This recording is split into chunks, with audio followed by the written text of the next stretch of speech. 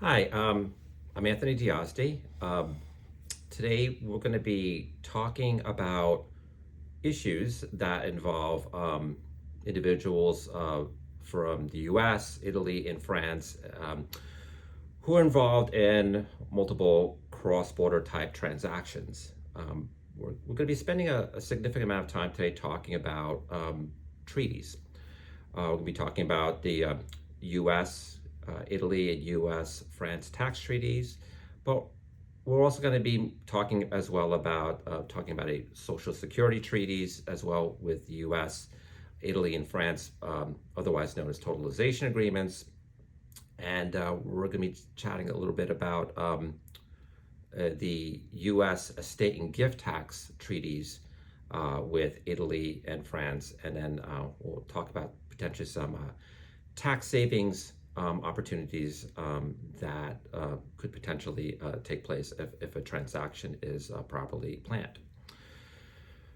Okay, so we're going to go through the syllabus line by line, and we'll start off as the syllabus discusses or mentions the term residency. So the term residency itself is extremely important when you're dealing with a tax treaty.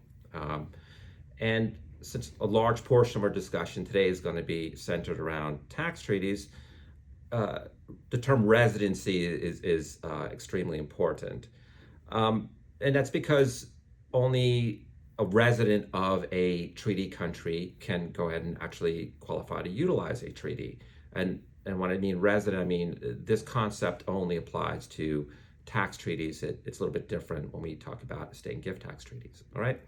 So let's start off with the term residence for US. So if you have a US person, let's just say, and a US person wants to take advantage of the US Italy or the US France tax treaty, that person has to be a resident of the US. So under US law, a resident or US tax law, a resident could be a business formed in the US, a corporation formed in the US, or a partner formed in the US, a partnership, should I say, formed in the US. On the individual basis, it's a little bit different. So an individual could be a resident for purposes of a treaty. First, if the individual makes an election on the Internal Revenue Code to be treated as a tax resident of the U.S. A individual could also be a resident of the U.S. if they're a U.S. citizen. An individual could also be a resident of the U.S. if they are a permanent resident. Let's just say permanent resident would be if that individual has a green card that was awarded to this individual.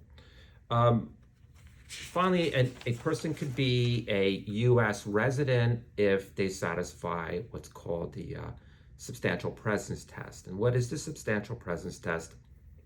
The substantial presence test is when you have for a person who is not a green card holder, not a U.S. citizen, did not make an election to be treated as a U.S. resident, they spend at least 31 days in any given tax year in the U.S.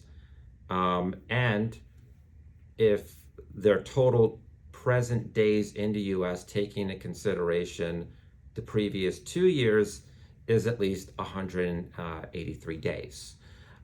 So the way it works is if you go back 2 years, you would look at the first year and you'd count half of all the days that individual was in the U.S.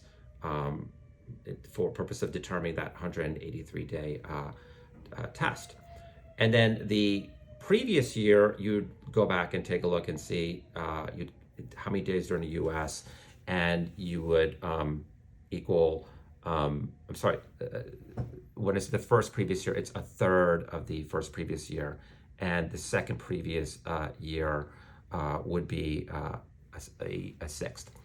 You'd add those all the days up from the first and second previous years along with the current year, and if that equals to 183 days, then you have a U.S. resident under the U.S. rules on the Internal Revenue Code. Now, Under the rules of France and Italy, I'm going to say I am not a attorney or tax practitioner in France or in Italy. What I'm going to say is these are the best I understand the rules in France and Italy. Yeah, this is going to be some semblance of these rules for determining residency in these two countries. But nonetheless, it gives you an idea when determining residency in one of these two countries. So in France, a person can be a tax resident if their habitual abode of the person or family is in France. France is the place of sojourn, which is basically meaning that they're in that country in any given calendar year for 180 more than 183 days, or their professional activities are carried out in France, and France is the center of their economic interests. In Italy, the way it works under the Article 2, my understanding of it anyway, under Article 2 of the Italian Tax Code, an individual is considered an Italian resident for tax purposes if for the greater part of the fiscal year, which would be more than 183 days, that individual is registered on the records of the Italian resident population, or that individual has a residence in Italy, or that individual has a domicile in Italy, and domicile would be basically the principal center of business, economic, and social interests. If either one of these conditions are satisfied, that individual would be considered a tax resident of Italy. There's also a test as well for businesses, but we're not going to get into that. All right. So when you have a situation where you have different rules, as you know, it's becoming apparent as we just went through these definitions of residency. When you have a situation where someone could be a resident of more than one country at a time, you have a possibility of having dual taxation. So both the U.S. France and U.S. Italy tax treaty contain a treaty tiebreaker. And what that treaty tiebreaker provides is that if an individual is considered a resident of two countries at the same time, the treaty tiebreaker allows for a determination of where that individual is truly a tax resident, rather than having that individual subject to the tax consequences of two countries.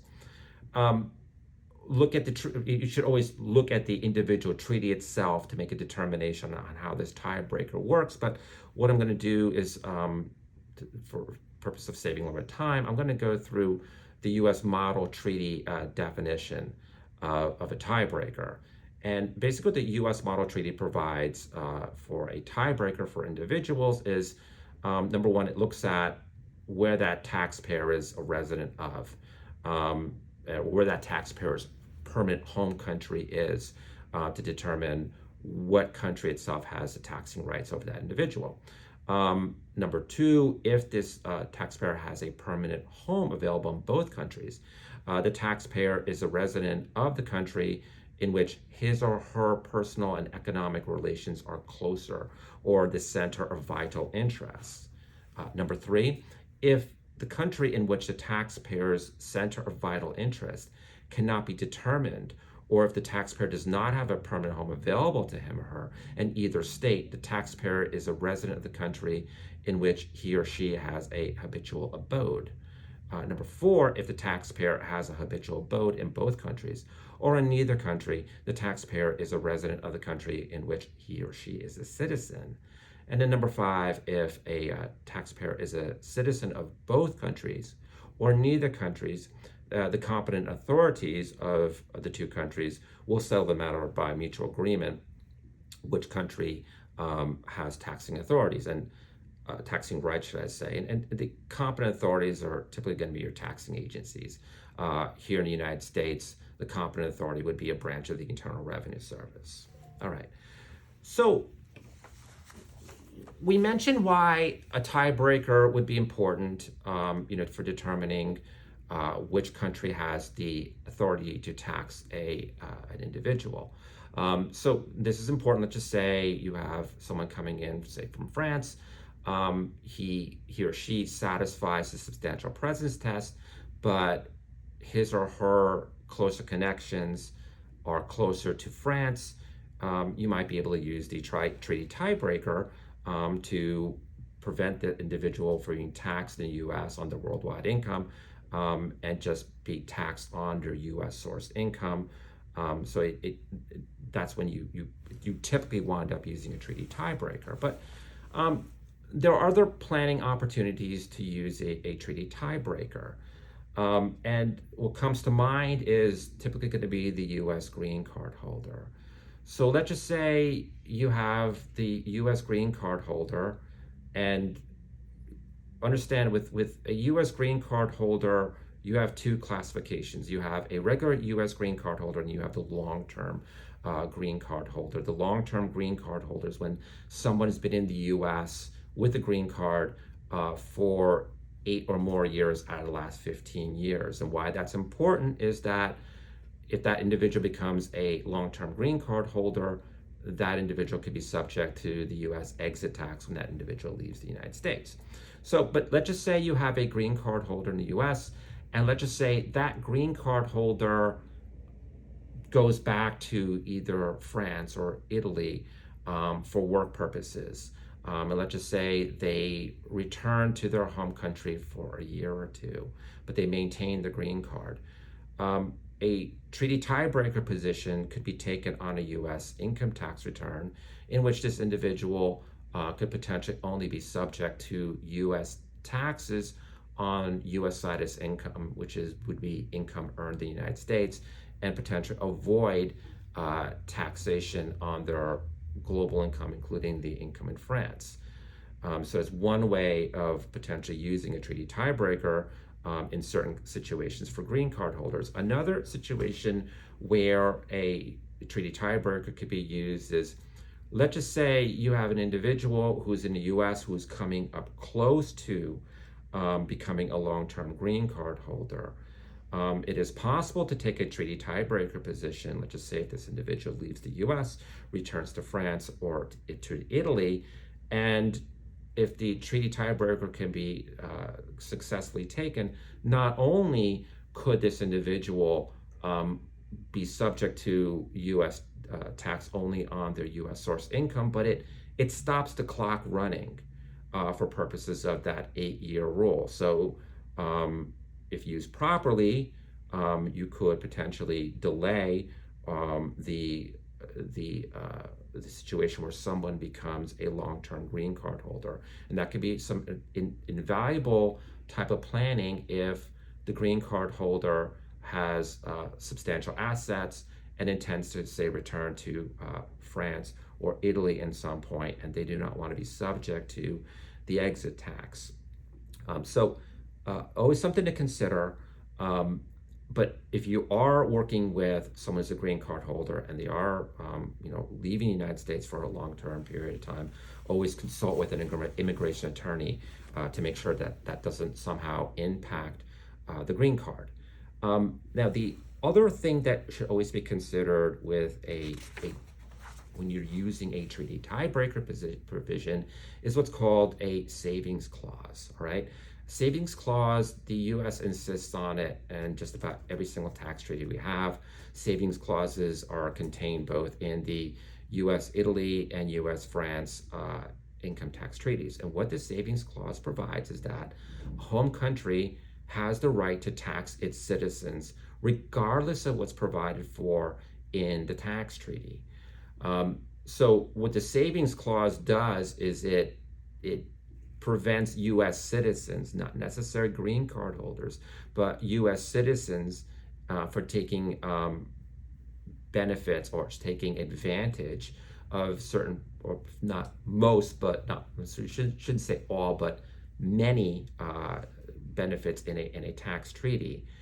So you're not going to be able to go ahead and use a treaty tiebreaker position on the U.S. side, say, Let's just say if a U.S. citizen goes to a foreign country like Italy or France and take a treaty position to avoid U.S. taxation on foreign source income.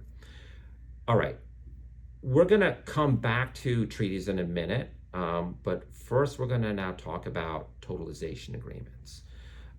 So totalization agreements, it's some people call it totalization agreements. Some professionals call it Social Security treaties.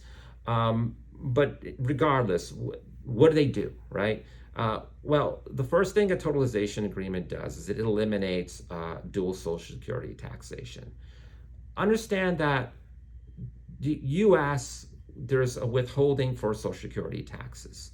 If you're working in the U.S., you have withholding from your paycheck. If you are self-employed, then you have to go ahead and pay self-employment taxes. The self-employment taxes go to pay Social Security taxes, right? Well, most countries also have some form of Social Security tax as well. So the totalization agreement is meant to kind of have a situation where you're not having dual taxation of Social Security taxes on an individual. It typically winds up working in a way that, let's just say you have a large U.S. company. And a large U.S. company decides to send over an individual, a highly compensated individual, say, to Italy to work a number of years, right? Well, that individual is still subject to Social Security taxes. But what the totalization agreement is meant to do is to eliminate dual Social Security taxes. So this individual is not only subject to Social Security tax in the U.S., but is also subject to, say, Social Security taxes in Italy. All right. So when we're dealing with, say, a temporary work assignment, we're just mentioning right now about how a U.S. company sends over an individual, say, to Italy, right? And that individual goes for a temporary period of time. Well, that individual, there's a terminology for that individual. That individual is a detached worker, all right? And under there's detached worker rules under the totalization agreements. Basically, it provides that you could have a situation where someone is sent to a foreign country for and up to 5 years. It's got to be less than 5 years, and that person would be subject to Social Security tax only in one jurisdiction. So the way it would work in our example is that you would get a certification from the U.S. saying that this individual is a U.S. person. That certification would be forwarded to the foreign taxing authorities, and as long as the individual itself is in that foreign country for 5 years or less, that individual should be not taxed Social Security on their foreign source income. Now, I said Italy. I think that's a bad example because Italy actually does not have a detached worker rule. France does. Italy does not. However, Italy does recognize that an individual itself, it could be subject to dual taxation on Social Security, and they do provide for basically a situation where they'll only be subject to tax, say, in the U.S. rather than Italy. All right.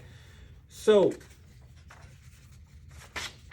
let's go over this real quick and how does a totalization agreement work. So if a U.S. person, as I mentioned before, is sent to a foreign country for 5 years or less for work for the same U.S.-based employer, he or she would generally remain covered by the U.S. Social Security system only. Okay. If the U.S. person was assigned abroad for longer than 5 years, he or she would pay Social Security taxes to that foreign country as well as the U.S. Now, with that said, some totalization agreements do provide for an extension of that 5-year period. So always, if you're dealing with this, look at the totalization agreement and see if there's an extension that 5-year rule if you're looking at someone being in a foreign country for a substantial period of time. All right. So number three, if the U.S. person was employed by a foreign employer or was hired by a U.S.-based employer while living outside the U.S., he or she would pay Social Security taxes to the foreign country. However, if the foreign employer is an affiliate of a U.S. employer, the U.S. employer can enter into an agreement to have the U.S. Social Security coverage for services for U.S. persons performing services for the foreign employer. Um, in certain situations, a worker may be extended coverage if the totalization agreement, um, even if it was not directly with the U.S. Say, for example, a U.S. company sends an employee from its New York office to work 4 years, let's say in its Hong Kong office, and then resigns. The employee then works for 4 years in a different location, say in London. The employee can be extended, could be exempt from the UK Social Security tax under the U.S. UK totalization agreement. All right. Now, let's just say we have a non-U.S. employee that was sent by a foreign country to work in the U.S. The same principles would apply. If the alien employee is sent by a foreign employer to the U.S. for 5 years or less, he or she would generally remain covered by the foreign country's Social Security system. All right. Two, if the same individual is sent to U.S. for longer than 5 years, he or she would pay Social Security and Medicare taxes to the United States. If the non-resident worker worked for a U.S.-based employer, was hired by a foreign employer while residing in the U.S., he or she would be required to pay U.S. Social Security taxes and Medicare taxes. All right. These totalization agreements, they also cover self-employed individuals. They're not just for individuals from larger U.S. companies. And this is recognized by both the France and Italy totalization agreements. And in both cases, they will make a determination if the self-employment coverage itself should be taxed only, say, in the U.S. or in both jurisdictions. All right. How to substantiate a claim. Basically, you substantiate a claim under the totalization agreement. Let's just say if you have an employee who is an alien who wished to claim an exemption from U.S. Social Security taxes under totalization agreement, he or she must secure a certificate of coverage from the Social Security agency in his or her own home country and present the certificate of coverage to his or her employer in the U.S. There were detailed rules governing this under Rev Proc 80-56, 8454, and Revenue Ruling 92-9. All right. If you have a U.S. person leaving the U.S. to work from abroad, to work abroad, then that person could obtain a certificate of coverage from the Office of International Programs of the Social Security Administration here in the U.S. All right. Before we go back to treaties and special provisions of treaties, there is something that should be discussed in regards to the U.S. France, France's Social Security payments. So there are two types of Social Security payments that are basically made to French citizens. So recently, there's taxes that are levied for payment to the French version of Social Security. Recently, the Internal Revenue Service has entered into an agreement with the Internal Revenue Service that the IRS will no longer challenge foreign tax credits that are claimed in regards to payments for those Social Security payments. All right. Um, and basically, the IRS has stated that anybody who's paid these taxes and who wants to go ahead and get a credit for it, they have up to 10 years from the date, the regular due date of their tax returns from the date that those payments were made to claim those foreign tax credits. If you're going to do it, you're going to have to basically go ahead and write in red on the top the amended return, French CSG slash CRDS taxes, and it should be written in red, like I said, on top of the 1040X, and the accompanying form 1116 should be assessed as well, should be filed as well. Now, one more thing about totalization agreements. Totalization agreements also do provide for a refund, so to speak, for excess taxes, or should I say credits of taxes that are paid in a foreign country against U.S.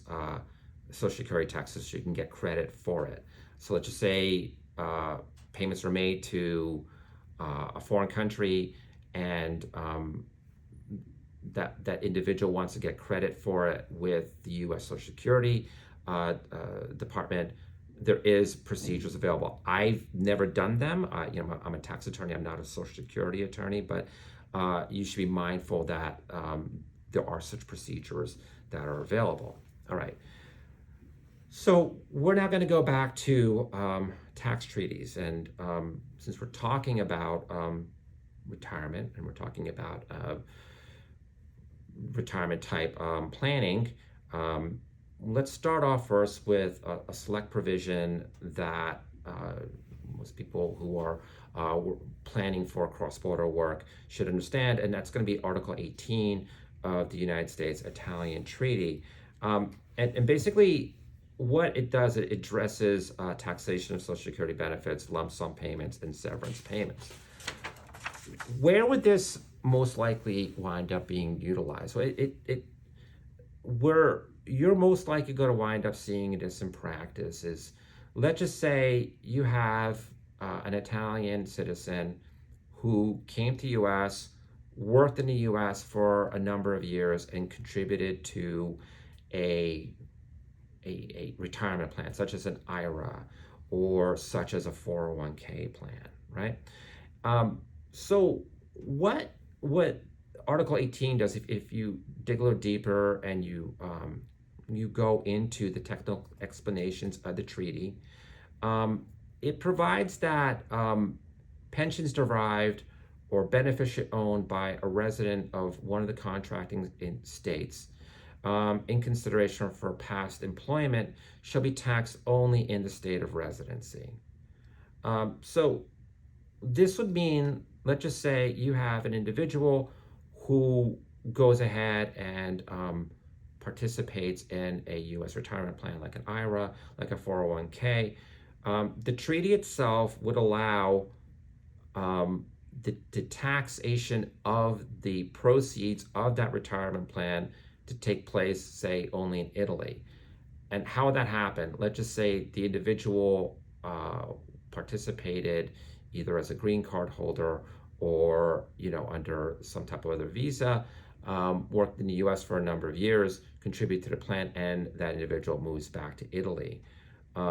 What the treaty would allow this individual to do is basically liquidate the U.S. retirement account or U.S. retirement plan and pay taxes on it only in Italy, and avoid the U.S. taxes and potentially early withdrawal penalties and so forth associated with a distribution from the retirement plan. The only hiccup to this whole thing is going to be that, a lot of times you have plan administrators who will go ahead and do the withholding anyway. So it's not so much having to convince the Internal Revenue Service of this, it's basically convincing plan administrators that they should not withhold on a foreign individual's right to a distribution from a U.S.-based retirement plan when they return back to their home country. In this case, we're looking at an Italian citizen. So for purposes of Article 18, it defines a pension plan. Number one, it must be in writing. Number two, in case of an employer-maintained plan, the plan must contain provisions that severely limit the employee's ability to use the plan to use the plan's assets for purposes for other than retirement.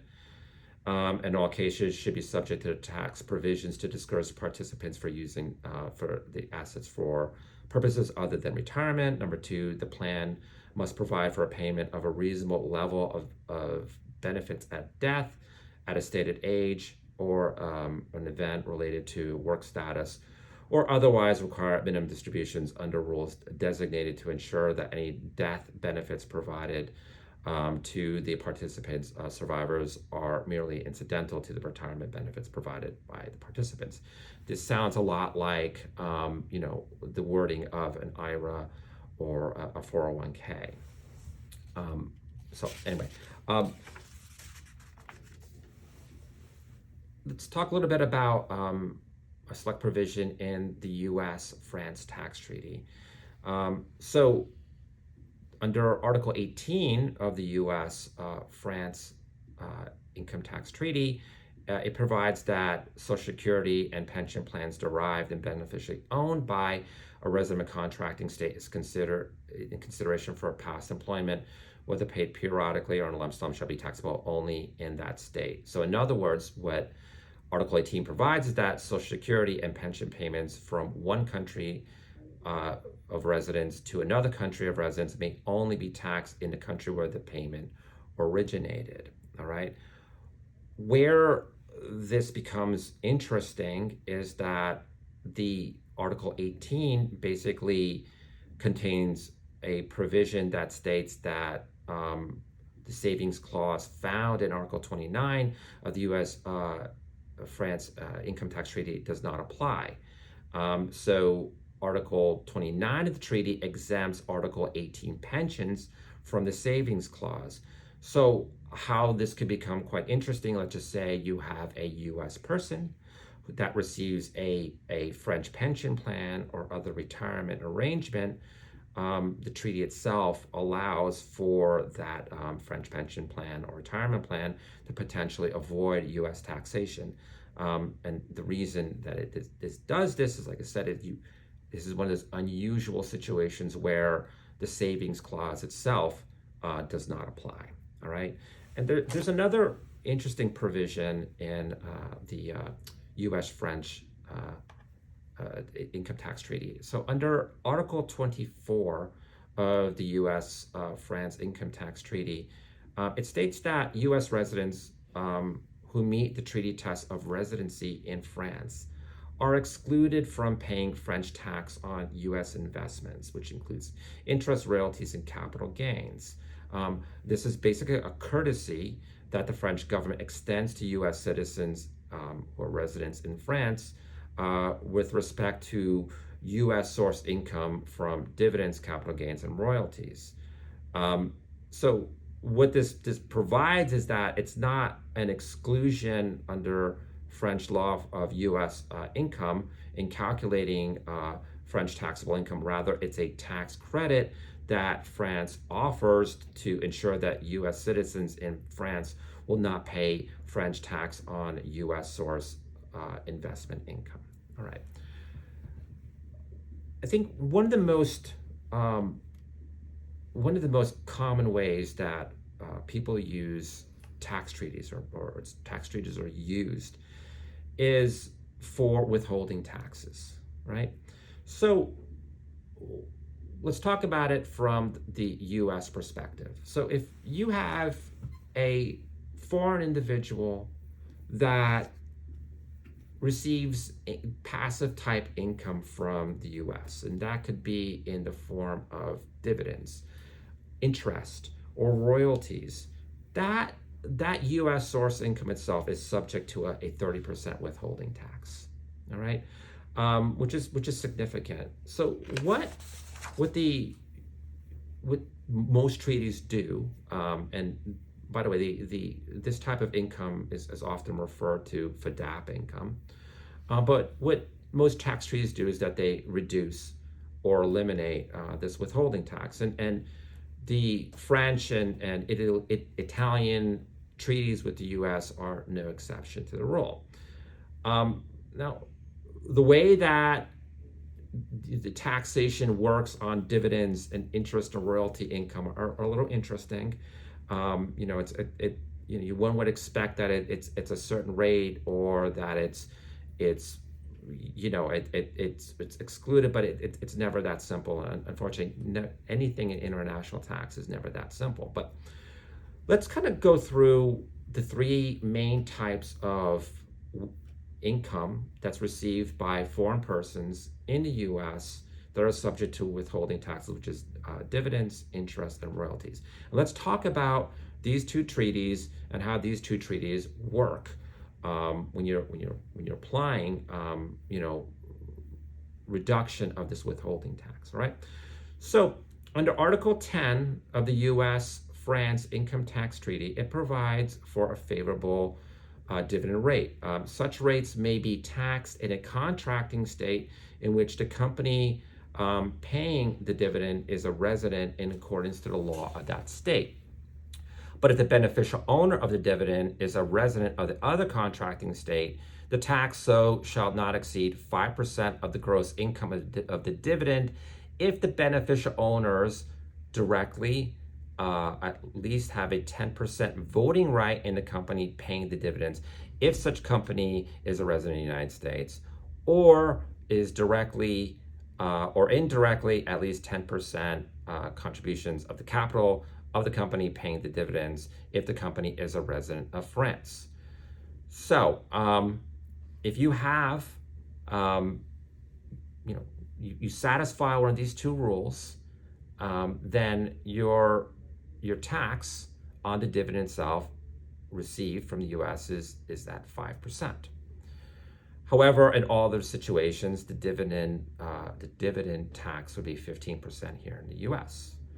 However, Article 10(3)(a) provides elimination of the withholding of taxes on dividends if it's beneficially owned by a company that is owned directly or indirectly through one or more residents of each contracting state. The 80% or more voting power of the company is dividends for a 12-month period. All right. So you have a way of eliminating the withholding taxes or reducing the withholding taxes, but it all depends on how that the ownership of the company at issue that's paying the dividends. All right. Under Article 10 of the U.S.-Italian Treaty, the source state can impose a gross withholding of 15% of all cross-border dividends. However, in certain cases, the 15% is reduced to 5%. The 5% rate is available to beneficial owners of a corporation if they own 25% or more of the payer's voting rights for at least a 12-month period before the dividend rate was declared. All right, so definitely the rules for Italy also provide for a reduction of the withholding taxes. It's not quite as comprehensive as with France, but nonetheless, in either case, always look at the ownership of the company itself to determine what the withholding rate should be. And this actually applies to both sides, to US and to Italy and France. So it's a little easier for interest. Under Article 11 of the U.S.-France Income Tax Treaty, it provides that interest arising in the contracting state and beneficially owned by the resident of the contracting state should only be taxable in the other state. So what that provides basically is if you have a French citizen who is receiving interest from the U.S., that should avoid the withholdings in the U.S. and be subject only to tax in France, all right? And the rule goes for vice versa. Under Article 11 of the U.S.-Italian Income Tax Treaty, that allows for the sourcing state to withhold 10% of the amount paid to the resident of the contracting state. So not as favorable with the U.S.-Italian treaty as the U.S.-France treaty, but nonetheless, it's still a reduction in the withholding taxes. And we'll now talk about royalties. So under Article 12 of the United States-French income tax treaty provides that royalties arising in the contract state and paid to the resident under the other contracting state may be taxed in that other state. All right. Such royalties may also be taxed in a contracting state in which they arise according to the laws of that state. But if the beneficial owner is a resident of the other contracting state, the tax itself charged shall not exceed 5%. So basically, for the U.S.-French treaty, there's beneficial rates on both ends, both on the withholding and both on the actual tax itself, on the tax on the royalty income. But once again, on the U.S. side, watch out for your rules in regards to whether or not a U.S. person can actually take advantage of that provision in the tax treaty. All right.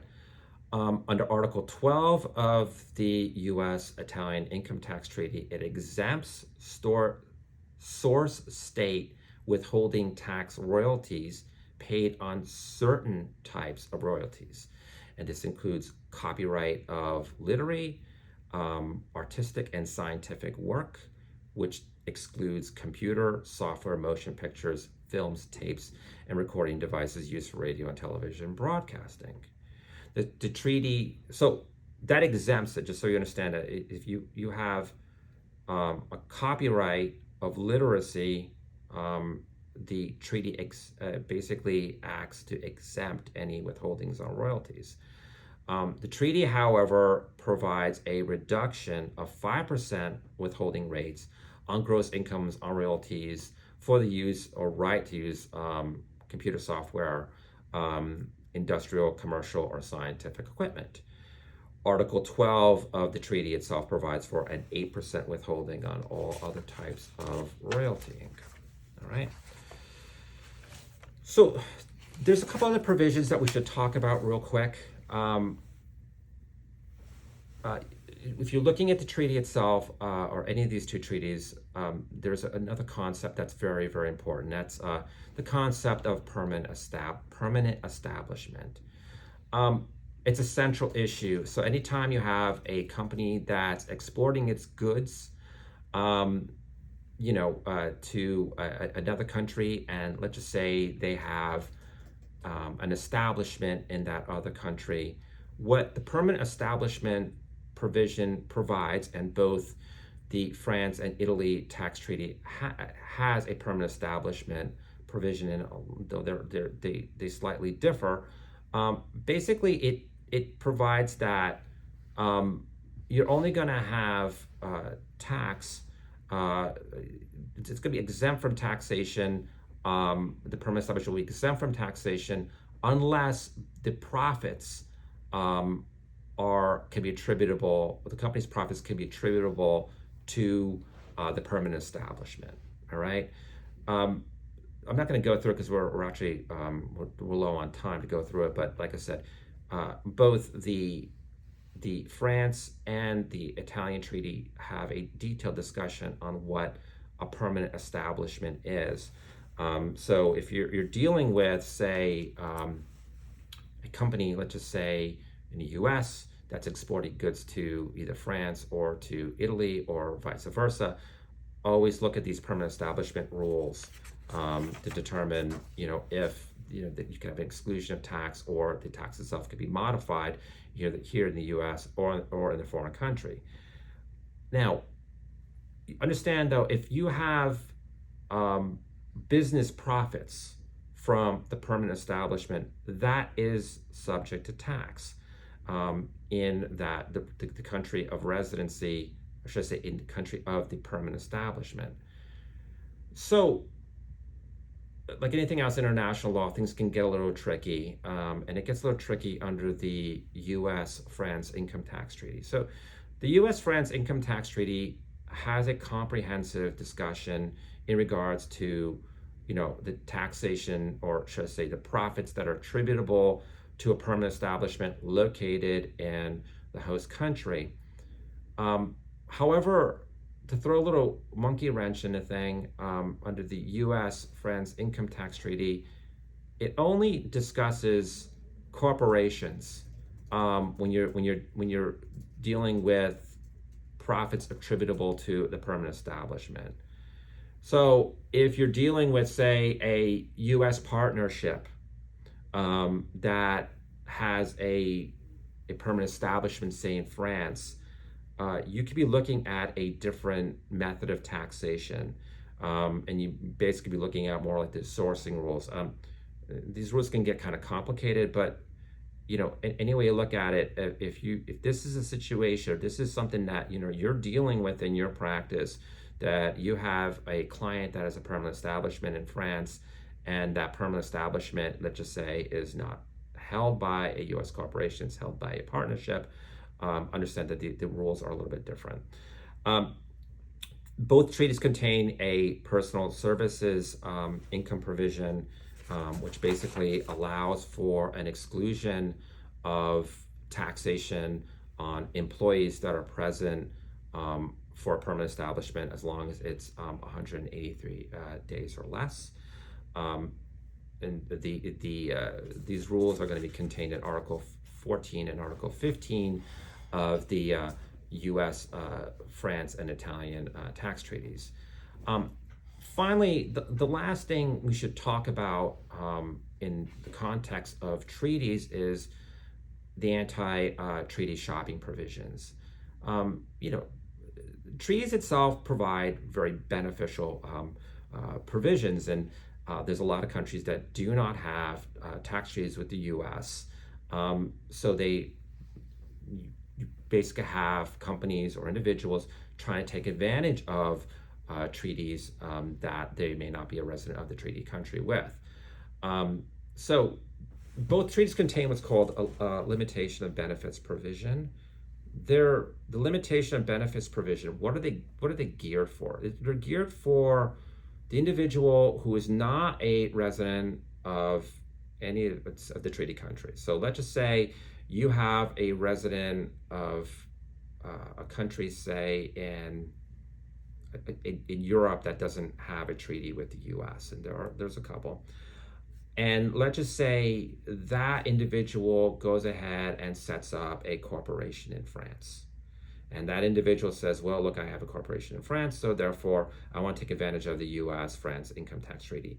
Well, the limitation of benefits provision targets that type of behavior. It says, look, beneficial owners under the limitation of benefits provision, or LOBE, should also be a resident of the treaty country itself. And there's a number of tests, which we could talk about for all day, talking about just LOBE provisions. They're quite interesting, but they're quite complicated. But I want you to kind of take away from this, or anybody listening to this to take away from this, is that there are two main exceptions to the LOBE provision. And one is the public traded company test, and that's basically when you're dealing with a publicly traded company, there's a number of exceptions to these limitation of benefits provisions on both treaties. Where it's a little bit more interesting is another test, and the other test is called the derivative benefits test. And under the derivative benefits test, there is a test called the equivalent beneficiaries test. And that basically, under this provision, it broadly allows residents of any jurisdiction that has an income tax treaty with the U.S. to be treated as an equivalent beneficiary of, say, the U.S.-France income tax treaty. It is an incredibly complicated test. I'm not going to get into it, but you should understand it exists.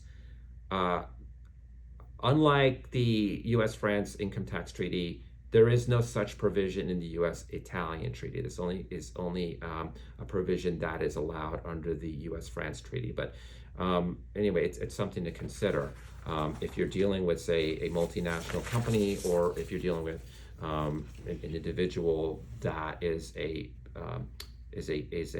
individual that could qualify under one treaty in the U.S. And would like to go ahead and qualify under the U.S.-France treaty. Okay, let's move on now to U.S. and should I say inheritance taxes. All right. Now, inheritance taxes here in the U.S. we do not have. Well, some states I think still do, but for federal purposes we don't have inheritance taxes. We have what's called an estate and gift tax. Both France and Italy have inheritance taxes. Now, as we are not, most of us anyway, are not practitioners in France or in Italy, so we cannot advise our clients in regards to the inheritance taxes in those countries. But we should know something about them because it comes into play when we're talking about the U.S. estate and gift taxes and how it impacts the U.S. estate and gift tax treaties. How you can have certain situations where you can have an individual that can be subject to one of these taxes, and that could directly impact what goes on here in the U.S. And that will kind of bring us into the introduction into our next portion of our seminar. We'll be discussing the concept of the U.S. Estate and gift tax treaties with both Italy and with France and how it applies. So let's first start with inheritance tax. So France has an inheritance tax, and the inheritance tax basically applies to any kind of assets that are passed at death or passed through lifetime gifts. All right. But unlike here in the US, the tax is charged against the beneficiary who winds up receiving the gift. All right. And interesting enough, if you have been living in France, or an individual's been living in France for, I believe, 6 out of the past 10 years, and they receive an inheritance as a gift, they could be subject to these inheritance taxes as well. And the French inheritance taxes can be quite high. They could be as high as 60%. And the French inheritance taxes is not just limited to gifts that come from France. It's limited to it's expanded to gifts from a French individual that makes gifts on worldwide assets. All right. That includes assets here in the United States. Now, Italy itself has its own version and of inheritance taxes, and is how I understand it. It basically it applies differently to non-residents compared to residents of Italy. So if you have a non-resident Italy and there's a gift made by the non-resident Italy, the inheritance tax can only be subject to Italian source gifts. However, if it's an Italian resident, then the gift is subject to taxes on worldwide transfers. All right, and it's my understanding that the tax itself is 4%. Well, there's an exclusion amount of 1 million euro to gifts made to spouses and children. Anything above that is taxed at 4%. Siblings and close relatives, there is $100,000 euro exclusion. Anything above that, there's a 6% tax. And then if the other two examples don't apply, if it's not a sibling, or it's not a close relative, it's not a spouse or a child, then the transfer itself is subject to an 8% tax without any allowances. All right. Now let's talk about how things differ here in the U.S. before we kind of try to understand how this all meshes together. All right. As I mentioned, the U.S. does not have an inheritance tax. What the U.S. has is the U.S. has an estate and gift tax. Right. So the U.S. federal law imposes a transfer tax upon the transfer of property by gift, bequest, or inheritance. Right. During an individual's lifetime, he or she may transfer gifts to individuals up to, I believe it's $18,000 in 2024. A gift is basically any any transfer of money or an asset that's not of adequate and full consideration and money's worth, that is not done in ordinary course of business. So anything above that $18,000, the individual has to file a so-called gift tax return. And the reason I have to file a gift tax return is, as of right now, that is until into 2025, any U.S. person, U.S. domiciled person, can transfer up to $13.61 million during their lifetime in gifts before they get assessed a gift tax, and that gift tax itself goes up to 40% here in the U.S. The U.S. inheritance tax, U.S. estate tax. It's the gift tax and the estate tax in the U.S. is between 18 to 40%. The U.S. estate tax, the way it works is that if someone dies, and upon their death they have assets worth more than $13.61 million, there is an estate tax that's assessed against it. Now, this is for U.S. domiciled individuals, and the U.S. estate tax and the U.S. gift tax applies to transfer of worldwide assets, all right? Now, there's a significant difference how the U.S. applies the estate and gift tax to a U.S. domiciled person to someone who is not a U.S. domiciled person. What is a U.S. not domiciled? Well, first of all, let me answer. What is a U.S. domiciled person? A U.S. domiciled person is somebody who is in the U.S., who intends to be in the U.S., and intends to stay in the U.S. permanently. That's probably the easiest way I could define what a domiciliary is. Don't get domicile confused with residency, because you could be domiciled in the U.S. and not be a resident, or you could be a resident in the U.S. and not be domiciled in the U.S. They're two different concepts, all right? But so the examples I just gave before about the estate and gift tax and how it applies, and the $13.61 million, that applies to individuals who are domiciled in the U.S. If someone's not domiciled in the U.S., a different set of rules apply.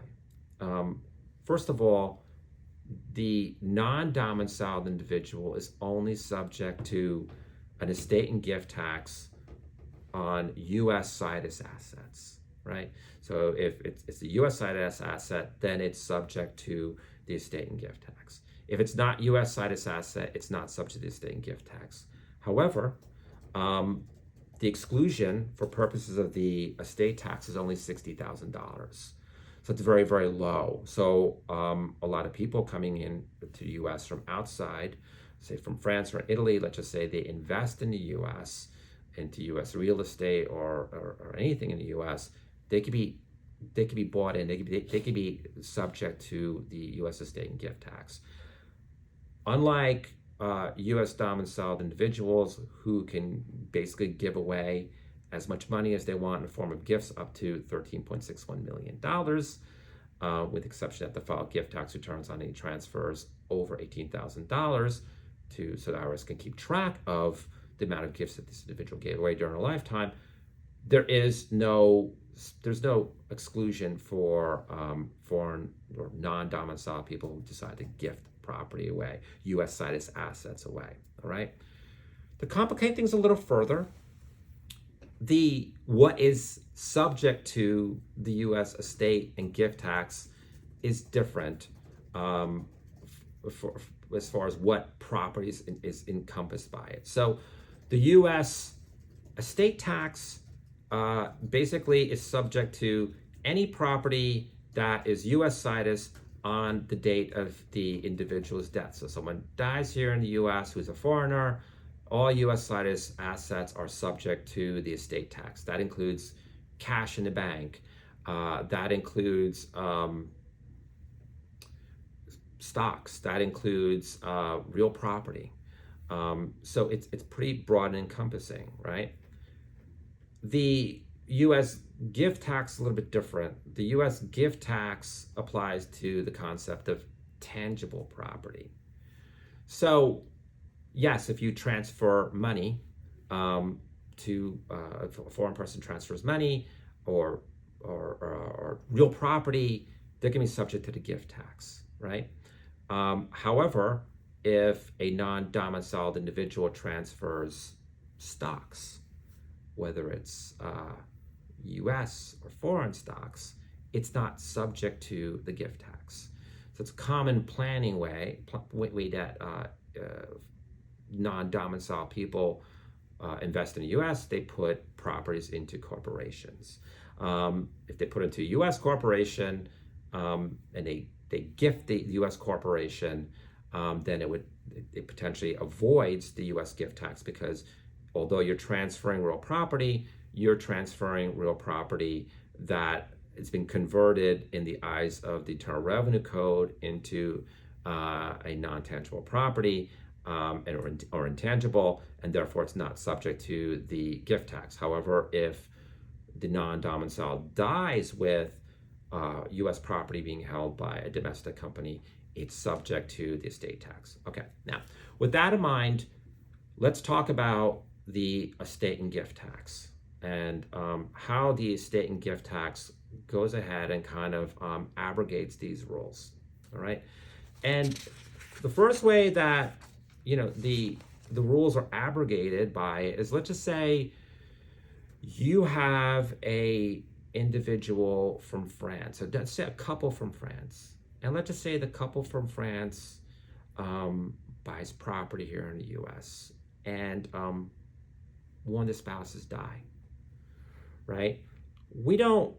When you deal with foreign clientele, we know that we don't have marriage exclusions and so forth. So ordinarily what would wind up happening, I mean, there's a small exclusion, I think it's $124,000, but ordinarily what would wind up happening is that, when one spouse would die, the other spouse would be hammered by the estate tax. So what the U.S. France estate and gift tax provides, it provides a relief in this situation. It allows the surviving spouse to go ahead and be treated, or treat the deceased spouse as that individual was kind of a U.S. Domicile purposes for the purpose of the treaty. It allows for a portion of the U.S. unified credit, which is $13.61 million, to be applied to avoid the U.S. estate and gift tax. U.S. estate tax. So it's valuable. I mean, but the way it works is that when someone takes this position in the treaty, they have to basically go ahead and compute their worldwide income, do a computation, the worldwide assets, determine what the worldwide assets are, determine if the worldwide assets wind up being above that $13.6 million threshold. And if it's below that threshold, then it's possible to avoid the U.S. estate tax. So that's one way where these estate and gift tax treaties go ahead and abrogate the rules and allow for a French individual to invest in the U.S. and not worry about the estate tax so much. But that really depends on what this individual's, what this couple's worldwide assets are. Now, another way that the U.S. estate and gift tax treaties apply is that they also abrogate the situs rules. All right. Now, we talked earlier about situs rules, right? We talked about how U.S. situs property itself is subject to the estate tax. Okay. So in U.S. situs property, real property, corporations, partnerships and so forth, that's subject to the U.S. estate tax. But Article 8 of the U.S. estate and gift tax treaty with France, it abrogates these rules. So remember, just back up a second there. Remember what I was saying earlier? I was saying, hey, a lot of foreign investors, they go ahead and they place U.S. property into corporate structures, right? To avoid the gift tax, and a lot of times, if the structure itself is also has a foreign corporate element to it too, it could avoid the estate tax as well. But what Article 8 does, Article 8 says, if if the treaty, in general, if the France has the right to tax the stock, debt obligations, and other intangible property and currency owned by a French domiciliary. So if you have a French domiciliary in the U.S. and they're using some of these type of planning opportunities, of a corporate structure, watch out for Article 8 of the treaty. Because Article 8, the treaty needs to be taken into consideration whenever you're doing planning for a French national. Now, on the other hand, Article 5 now goes ahead and kind of trumps Article 8 of the U.S. French Estate and Gift Tax Treaty. And what Article 5 says is if corporate stock or other interests or held or used to hold real property that is situated in a contract state, and this includes partnerships,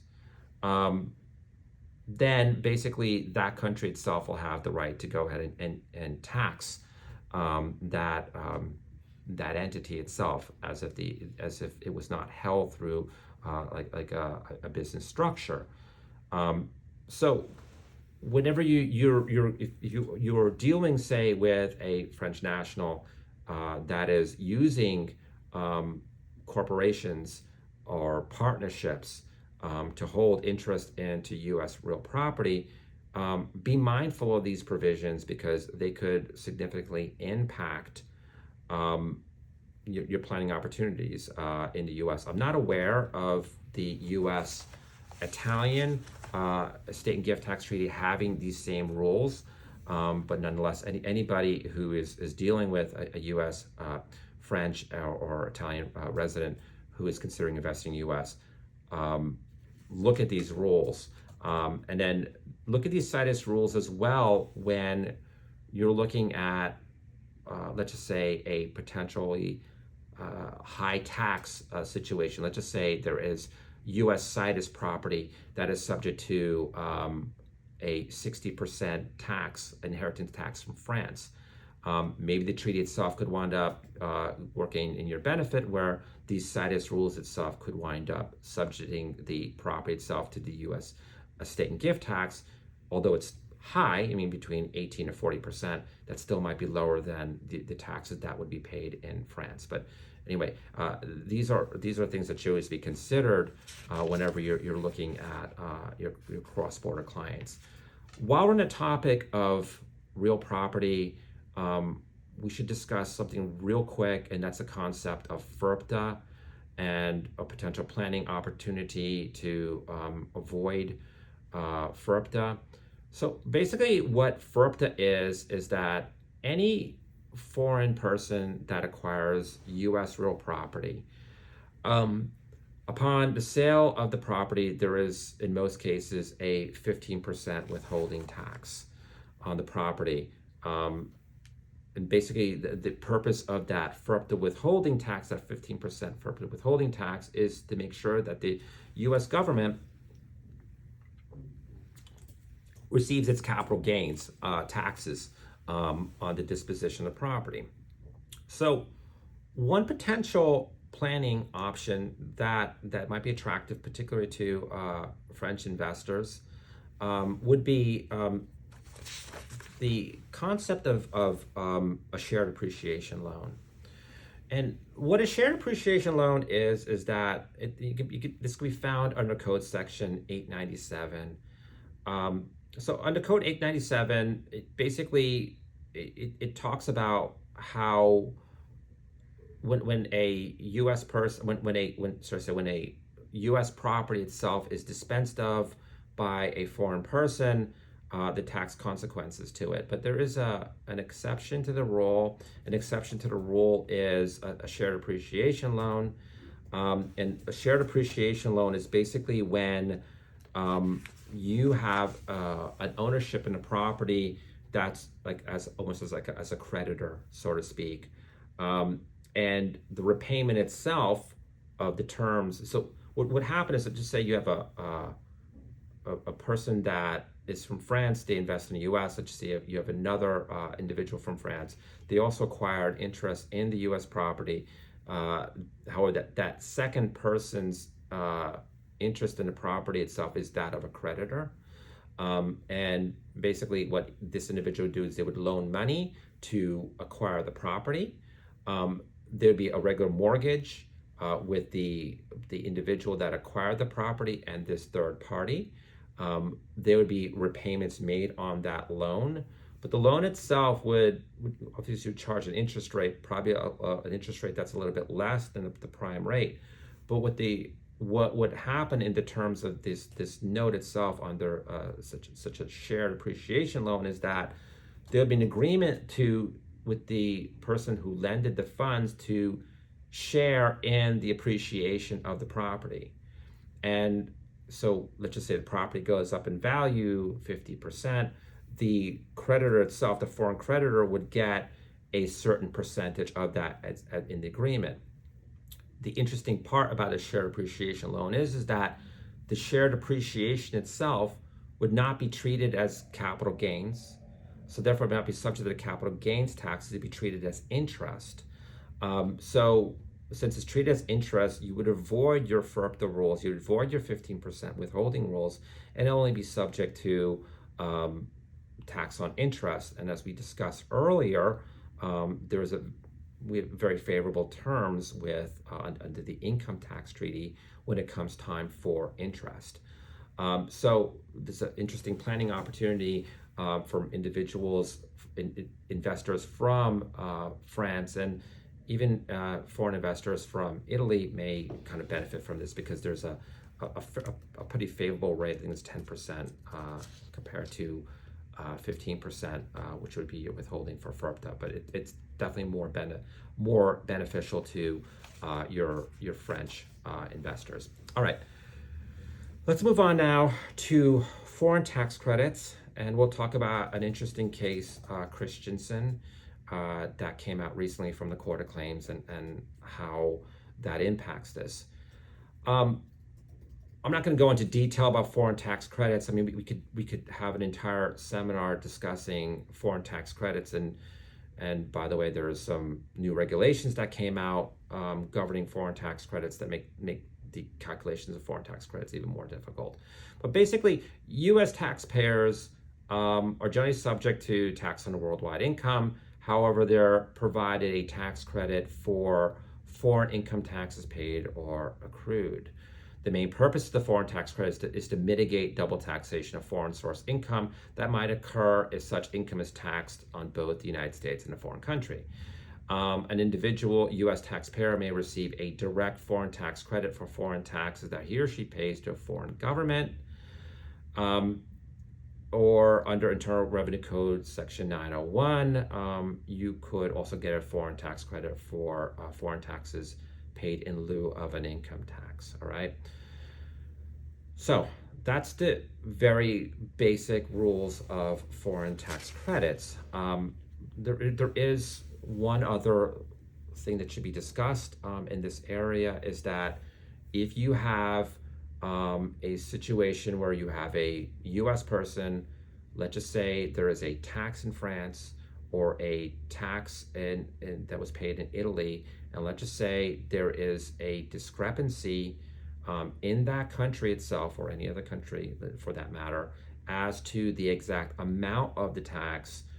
The Internal Revenue Code requires that the U.S. taxpayer exhaust all effective and practical remedies including invocation of competent authority procedures under the tax treaties to reduce that tax liability. So what a U.S. taxpayer can't do is pay the highest taxes or not take a treaty position and expect to get a foreign tax credit here in the U.S. for it. The U.S. person has to go ahead and do everything practically possible to reduce the foreign taxes as low as possible under foreign law. That pops up quite often. Okay, so where this area is a little interesting right now is there's a case that was decided recently in the United States Federal Court of Claims, and the Court of Claims issued an opinion in Christensen versus United States. And let me just stop a minute here. This is not in my materials. If you need information on this or anything else that I've spoken about during today's seminar, shoot me an email. Let me know. I actively write blogs on the topics of international tax, including this issue, and I've written for a number of journals as well. So I know it's a shameless plug, but I'm more than happy to send that to you if you have any type of questions or need any materials on anything I'm talking about today. All right. So anyway, so the Court of Claims issued an opinion in Christensen v. United States in 2024, and it held that U.S. citizens living outside the United States can claim a foreign tax credit against their net investment tax, or NITT, under the U.S.-France income tax treaty. So what is the NIIT, the net investment tax? Basically, is a tax that was enacted by the Obama administration. It's a tax that is on passive sources of income. There's a threshold when it begins to apply, but it could apply to just about anything from sale of rental property to stocks or any kind of passive type of investments. So anyway, the Court of Claims contradicted a 2021 decision by the tax court, and I think I'm pronouncing this correctly, Tuslu versus Commissioner.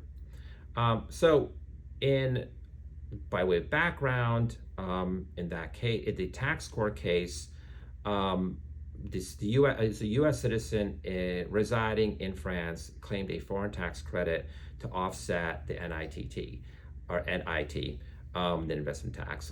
The NIIT basically is imposed by Section 1411 of the Internal Revenue Code, and it applies a 3.8% rate. The U.S. citizen claimed a foreign tax credit from Italy and France to offset the net investment tax under the U.S. treaties of Italy and France. The U.S. citizen took the position that both treaties state that they cover all federal taxes imposed by the Internal Revenue Code, and the addition of the net investment tax to the Internal Revenue Code did not change the general provisions of the U.S. tax law. The tax court held that foreign tax credits are provided for under Code Sections 27 and 901 of the Internal Revenue Code. Section 27 provides that the amount of taxes imposed by foreign countries and possessions of the United States shall be allowed as a credit against tax imposed by this chapter, shall be credited essentially with taxes paid to foreign countries. Sections 27 and 901 are both in Chapter 1 of the Internal Revenue Code. However, the net investment tax imposed under the Internal Revenue Code under Section 1411 is part of Chapter 2A of the Internal Revenue Code. As a result, the tax court determined that the foreign tax credit of Section 901 is not available to offset non-Chapter 1 taxes. The taxpayer attempted to argue that the statutory barrier to claiming the tax treaties with France and Italy provided for an independent basis for applying the foreign tax credits against the net investment tax. And that would be under Articles 24A of the U.S.-France Treaty and Articles 23(2)A of the U.S.-Italy Income Tax Treaty. The U.S. tax court disagreed. So the individuals in Christensen were U.S. taxpayers residing in France. They claimed a foreign tax credit against their net investment tax on amended tax returns. The IRS denied the foreign tax credit because they claimed that it fell outside of Chapter 1 of the Internal Revenue Code. Treasury Regulation 1.1411E provides that no foreign tax credit will be permitted against the net investment tax because Section 27 and 901 restrict foreign tax credits to income found under Chapter 1. So the Court of Claims went ahead and, under their analysis, said that the U.S. France income tax treaty applies to income taxes imposed under the Internal Revenue Code and provides that foreign income taxes under two separate paragraphs, Article 24, are permitted in accordance with the provisions and subject to the limitations of the law of the United States. The Court of Claims agreed with the tax court and conceded that these restrictions would preclude the foreign tax credit against the net investment tax, because the foreign tax credit is only permitted against Chapter 1 of the tax code. However, the Court of Claims determined that a foreign tax credit should be permitted under Article 24 2B, because Article 24 2B does not include any restrictions that the credit permitted in accordance with the provisions of the Internal Revenue Code and subject to limitations of the Internal Revenue Code. That's a mouthful, but in essence, what the Court of Claims decision can be interpreted as is that, as of right now, it permits U.S. persons that are in residence of France and possibly Italy to claim a foreign tax credit against French income, or in the case of an Italian person, against Italian income on passive income to offset the U.S. net investment tax, which is a fairly new provision in the Internal Revenue Code. The Internal Revenue Service or the Department of Justice has appealed the decision, so we don't know what's going to happen in the DC circuit, but nonetheless, we have an interesting situation here where we have a split of authority between two very well-known courts, the United States Tax Court and the United States Court of Claims.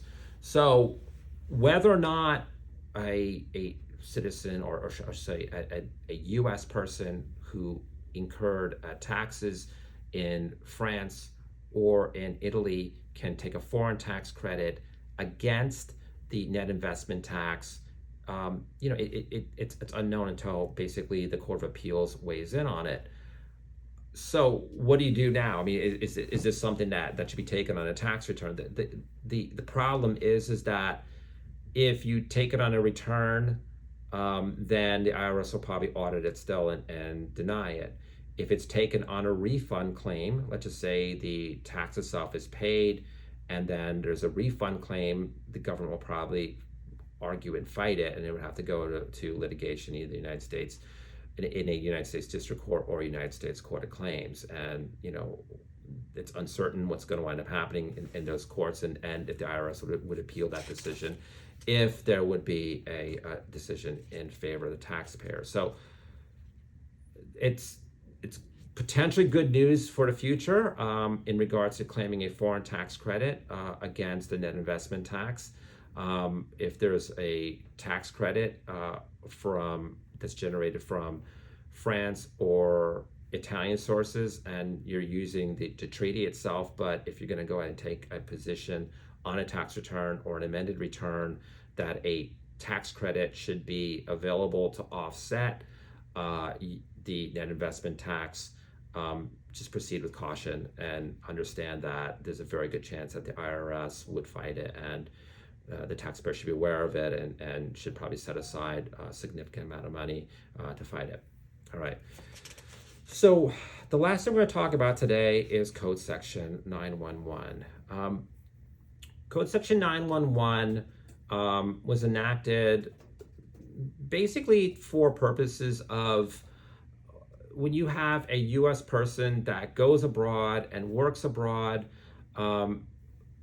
Since U.S. persons are taxed on our worldwide income, and since going abroad itself can be kind of expensive, Code Section 911 was enacted to kind of try evening out the balance, the playing field for U.S. persons to be able to kind of go overseas and work, and not be subject to such high U.S. taxes.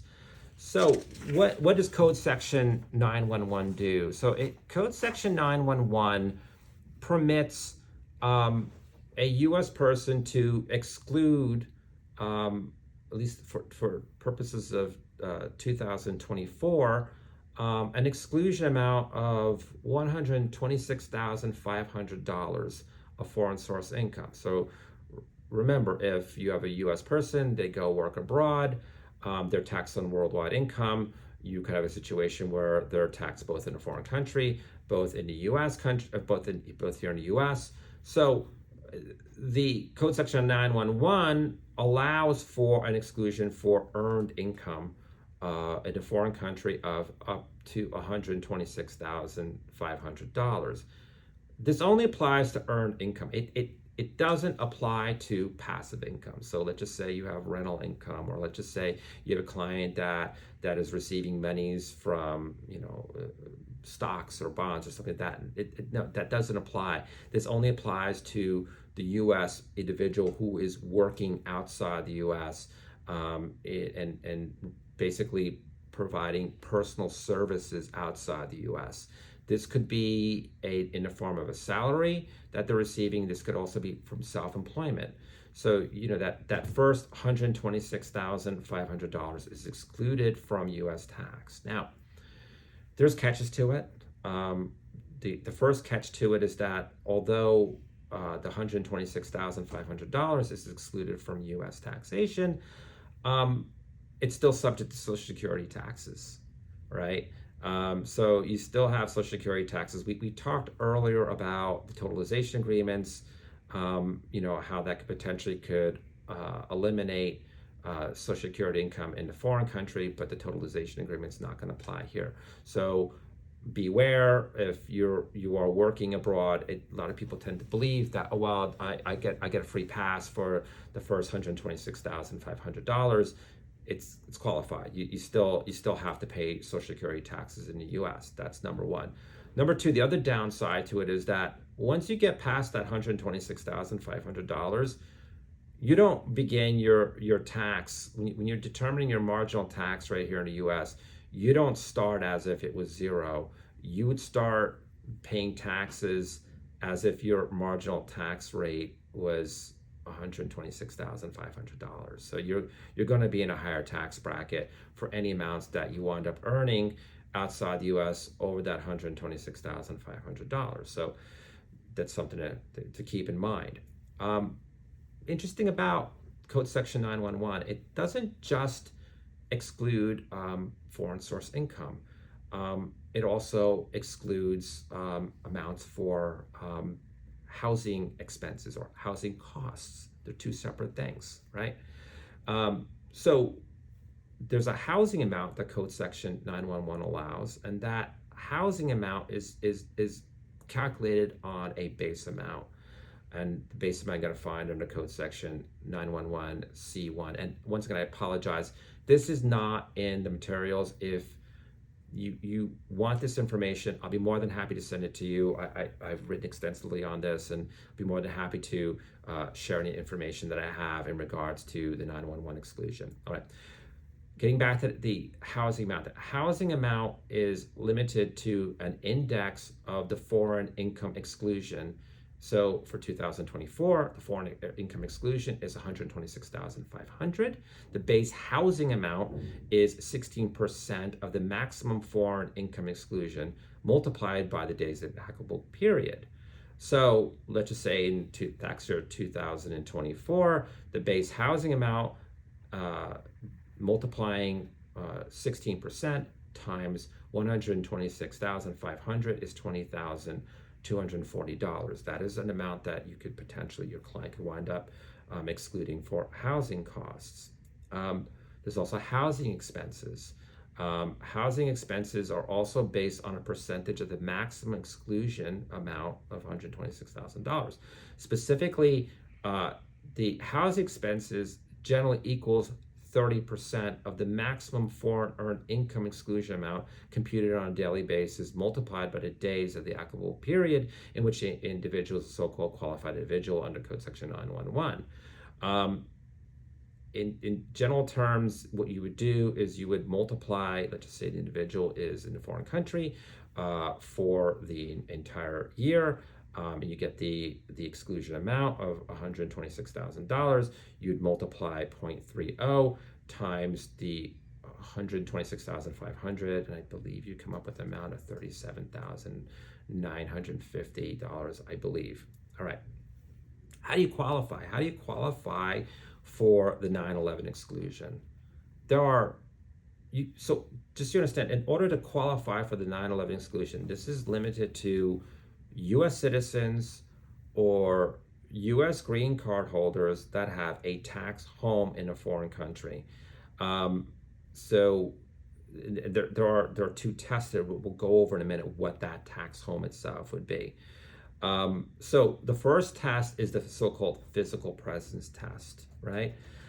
So the physical presence test is basically, it requires the U.S. person to be in one or more foreign countries for at least 330 days during a period of 12 consecutive months. Notice it says 12 consecutive months. It doesn't say a tax year. So, and the other thing about the 330 days, it's not, the days don't have to be exactly consecutive.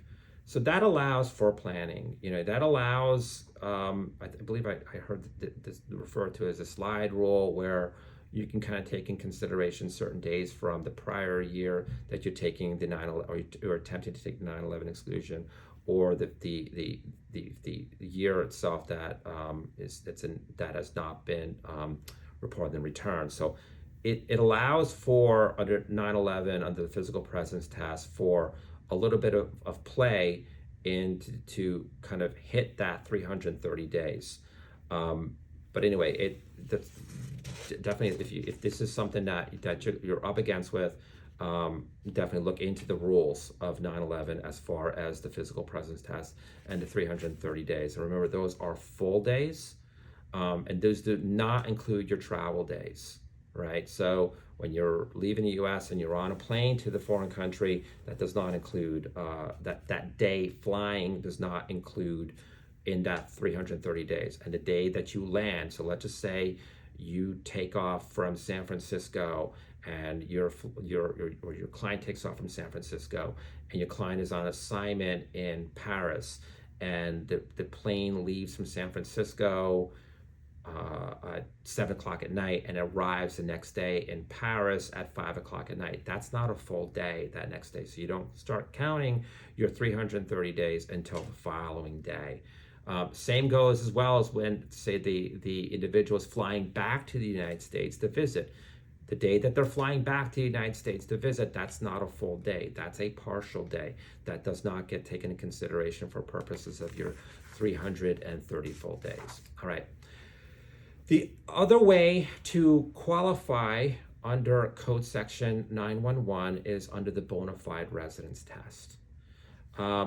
So your bona fide residence test is basically, your taxpayer must establish that he or she is a bona fide resident of a foreign country or countries for an uninterpreted period. Doesn't state any particular days, but they tend to become residents of that country. All right.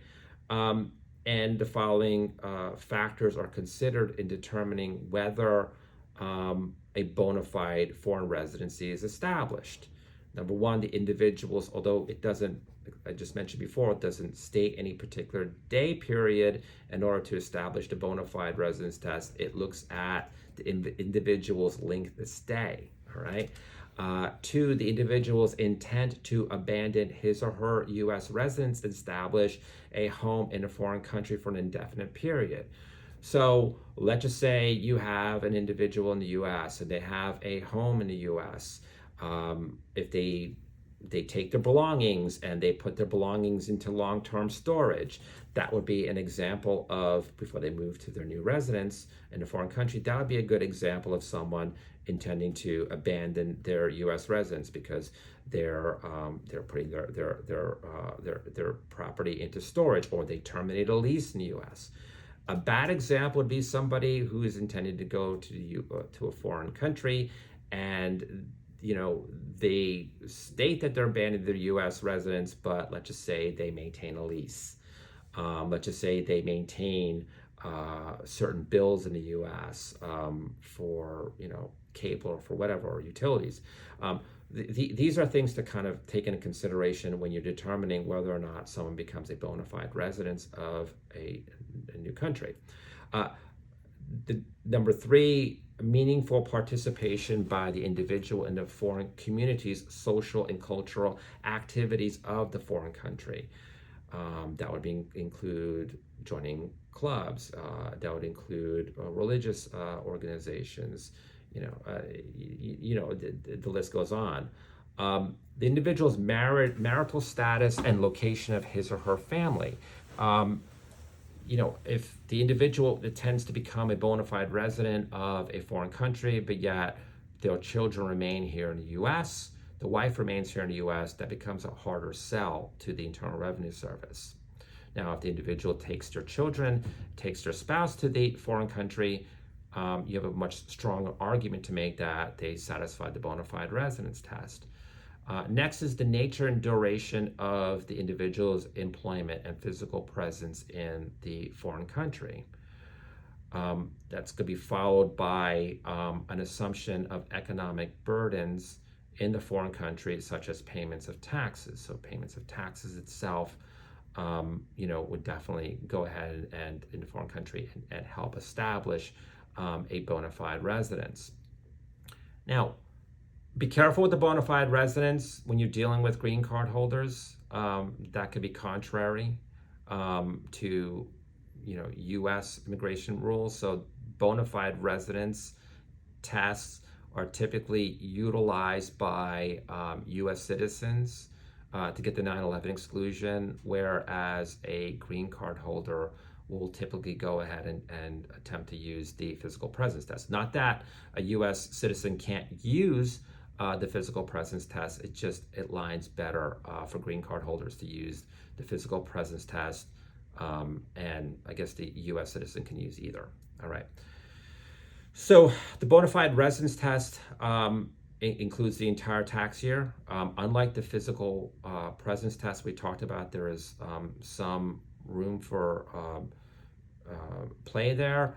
The bona fide residence test is an entire tax year, and it begins when the individual actually reaches the foreign country. So if the individual reaches the foreign country in the middle of the year, that might be more difficult to claim. So typically, for purposes of planning, if you're trying to establish the 911 under the bona fide residence test, it probably makes more sense to begin at the beginning of the year. In either case, to claim a exclusion under 9/11, you would have to go ahead and file the Form 255 with the Internal Revenue Service. The other thing too is that the 9/11 exclusion itself is not based on an entire family. You could take a 9/11 exclusion for each individual in a household. So if you have a married couple and they're both working abroad, say in Rome or in Paris, and they're on assignment from the U.S., they can each take the 9/11 exclusion, and that could be quite a generous exclusion if you take in consideration both of them. Anyway, the Form 255 must be attached to the Form 1040. Okay, so that will conclude our seminar today, and I guess we will now go ahead and take any questions that we may have.